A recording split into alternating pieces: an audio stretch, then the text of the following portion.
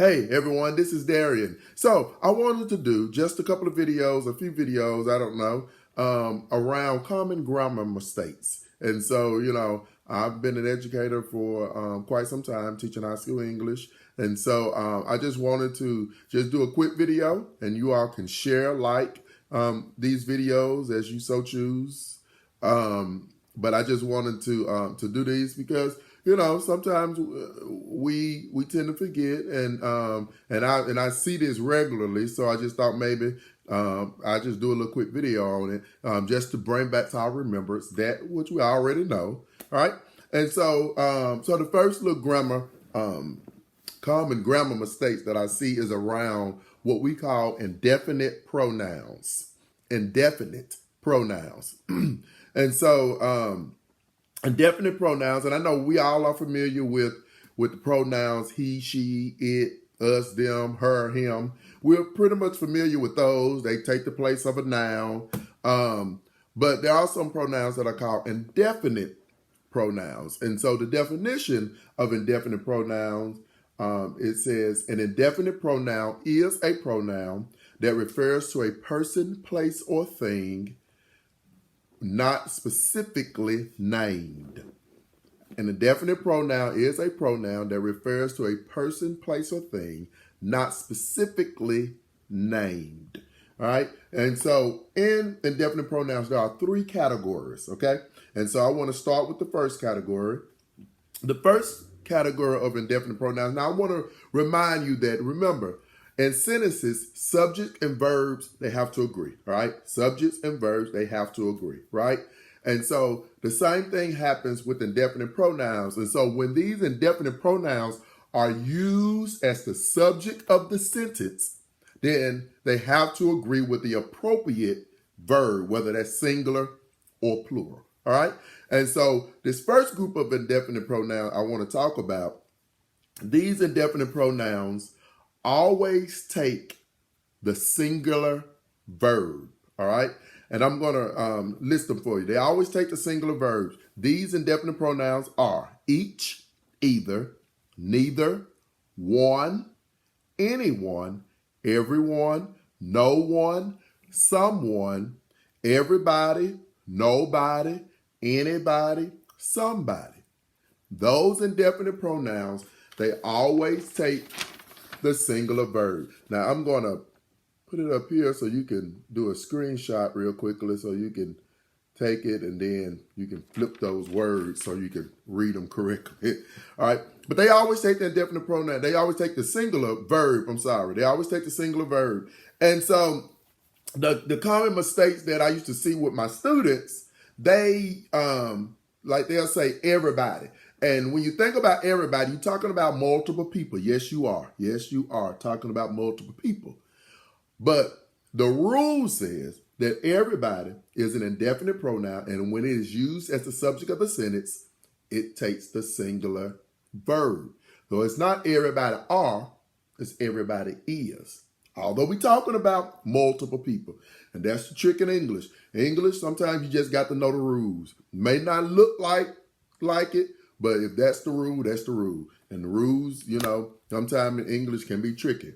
That's why some students don't do too well on the English part of the ACT, because all it is about grammar on the English part of the ACT. So knowing those grammar rules will bring good scores on the ACT and the English part. All right, so I'll read a couple of example sentences. The first one says, everybody on this project is working hard. Everybody on this project is working hard. Everybody is working hard. Everybody's the subject, is the verb. Another example, neither of them has finished. Neither is the subject, of them has finished. Neither has finished. Now this is the where I know students get confused at, is when you see this sentence, neither of them has finished. Excuse my handwriting, I was just jotting down. Neither of them has finished. Notice that neither is the subject, and the subject must agree with its verb, right? That's what we learned in grammar school. The subject must agree with this verb. But this is what students get confused on because they always want the verb to agree with the noun or pronoun right next to it. And in this case, it's them. And so some of the students will get confused and want to say neither of them have finished because them is right next to the verb. All right. But this is incorrect. Why? Because of them is a prepositional phrase, right?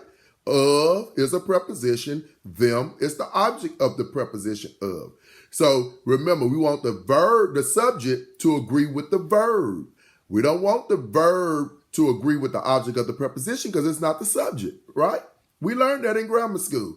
Subject agrees with the verb. Neither is the subject. Of them is a prepositional phrase. We can take of them out. Neither has finished. See how that works? Neither is the subject, has finished. Of them is just letting you know who you're talking about. Prepositional phrase. All right? And so that's the common mistake that I used to see with students. Okay? Any questions on that? So those indefinite pronouns that I read to you, I posted or showed you, each, either, neither, one, everyone know one, someone, everybody, nobody, somebody.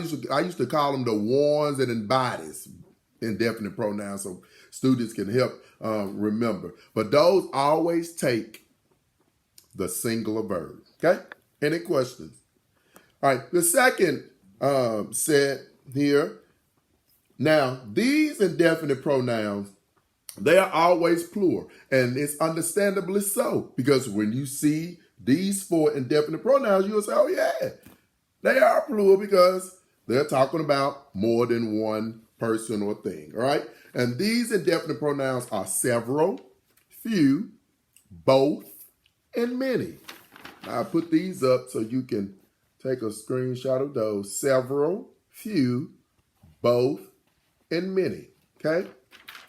Those indefinite pronouns, they are always plural. So I think that's kind of self-explanatory, right? So when they are the subject of the sentence, they always take the plural verb. All right. For example, many of my friends have seen that movie. Many have seen that movie. A few in the room have finished the test. Few is the subject. Few have finished the test. So I think students usually didn't get those too mixed up on those four. Okay. Now, the last five indefinite pronouns, these are the ones that sometimes would trip students up. And sometimes I see on Facebook and people speaking get tripped up as well with these. These last five indefinite pronouns, they can be either, or they take either the singular verb or the plural verb, depending on what that indefinite pronoun is referring to in the sentence. Okay? And those five are some, all, any, most, and none. Put this up. Take a screenshot. Some, all, any, most, and none. They can be either singular or plural, depending on what they're referring to in the sentence. All right? I'll give you an example. Most of the milk has been drunk. Most of the milk has been drunk. Most is the subject, and then you have to say, oh, that's one of those indefinite pronouns that can be either singular or plural. So now I have to ask myself, now what is most referring to? In this sentence, most is referring to milk. And we're talking about how many milk? One milk. So most of the milk has been drunk. So you use the singular verb. Okay? Next example. Most of the women have arrived. This time, most is still the subject, but it's referring to what? Women. W-O-M-E-N, plural. Right? So since most is referring to women, so then we're going to use the plural verb have. Okay? None of the wood is wet. None of the wood is wet. None. One of those indefinite pronouns, they can be singular or plural. So now I have to ask myself, well, what is none referring to? In this sentence, none is referring to wood. Wood is singular, so we're going to use the singular verb is. All right? None of the bicycles have been sold. In this case, none is still the subject, but in this case, none is referring to bicycles, plural. So we got to use the plural verb have. All right? And so I just wanted to share that because what I really see sometimes, posted or people saying is they'll say, do anyone know the answer?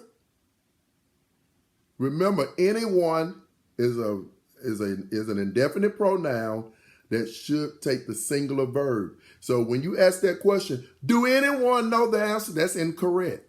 It's does anyone know the answer? Do everybody want to go? No. Does everybody? All right? And so you have to remember those. And I just wanted to share that little tidbit around indefinite pronouns. And I'll be coming back. We got a long time now to be quarantined. The president has extended the quarantine to April the 30th. So I'll be coming back with some other common grammar mistakes just to remind us or bring back to our remembrance that which we already know. Please share, like this video. Thank you so much.